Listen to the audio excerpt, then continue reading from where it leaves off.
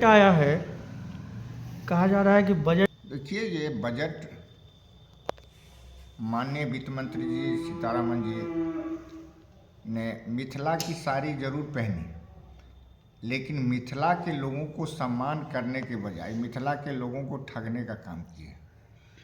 ये बजट पूर्ण रूप से एक लोक लुभावन कहने के लिए है, लेकिन इसके अंदर कुछ भी लुभावन नहीं है। क्योंकि जो इनकम टैक्स का स्लैब ही देख लीजिए, जिस सेक्शन में वो छूट की बात कर रहे हैं, यदि वो छूट के सीमा में लोग नहीं आएगा तब तो उसको कर देना ही पड़ेगा। तो फिर कैसे कह रहे हैं जब 12 लाख तक के इनकम वाले को कर नहीं देना पड़ेगा, बल्कि उसमें ये सेक्शन लगा दिए, इस सेक्शन में यदि आप रिबेट लेते हैं तब होगा। तो न राधा को न मन घी होगी, न राधा नाचेगी। ये पूर्ण रूप से बजट जिस तरह का लाया गया है, ये लगता है ढाक के 3 पात वाली कहावत है। और आपको मैं बताना चाहता हूँ, मिथिला की साड़ी पहन के मिथिला के शान और यहाँ की जो विकास की बात जो कर रहे हैं जो लोग, वो लोग रियल में अपना चश्मा से देखें तो पता चलेगा मिथिला को कुछ भी नहीं दिया गया है, बल्कि मिथिला का साड़ी पहन के मिथिला को ठगने का काम किया गया है। ये कहा जा रहा है जो सरकार पक्ष है उसकी तरफ से कि मिथिला समेत पूरे बिहार को इस बजट में काफ़ी कुछ मिला है, कई एयरपोर्ट मिले हैं, मिथिला में जो है मखाना का बोर्ड वोर्ड खुल रहा है। तो इसको आप एक चीज़ देख लीजिए, आप लोग भी विद्वान आदमी हैं, आप जब पढ़िएगा तो संभावनाओं का खेल है।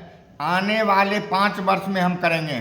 आप आज इस वर्ष का बजट पेश कर रहे हैं और आने वाले अगले 5 वर्ष की बात आप अभी कर रहे हैं जो 5 वर्ष में हम करेंगे। तो फिर मिला क्या इस वर्ष के बजट में? क्या मिला जनता को? कुछ नहीं। ये कुल मिला करके आप पूरे बजट का एनालिसिस कीजिएगा तो जन विरोधी, किसान विरोधी, सब तरह से युवा विरोधी ये बजट है। और कहीं से भी ये बजट उपयोगी नहीं है।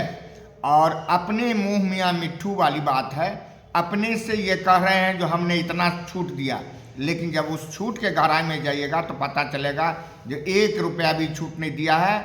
जो पुरानी बातें थी, जो पुराना स्लैब था, उसी को केवल घुमा फिरा करके उसी को पेश करने का काम किया। तो क्या आम लोगों को, किसानों को इससे कुछ राहत नहीं मिलने वाली है? आपको खुद, आप भी विद्वान आदमी है, इसको यदि पढ़िएगा तो आपको लगेगा जो कहीं से भी किसी को राहत की गुंजाइश नहीं है, बल्कि जो पहले से जो चला आ रहा है उसी को घुमा फिरा करके रिफाइंड करके परोसने का काम किया गया है और कुछ नहीं है।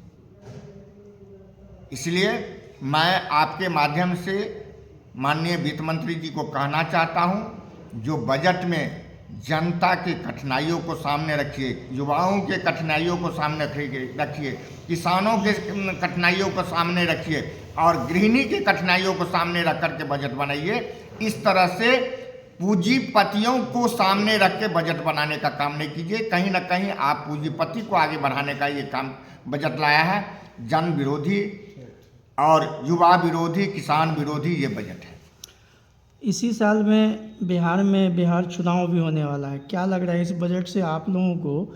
जिस तरीक़े से आप बता रहे हैं कि ये जन विरोधी है, तो इसका क्या चुनाव में कुछ फ़र्क पड़ेगा आप लोग? जनता हर एक चीज़ को बारीकी से देखती है और जनता की नज़र में ये बजट उजागर हो चुका है।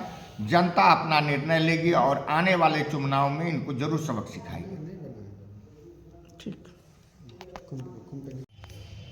यथार्थ से समझौता किस बात?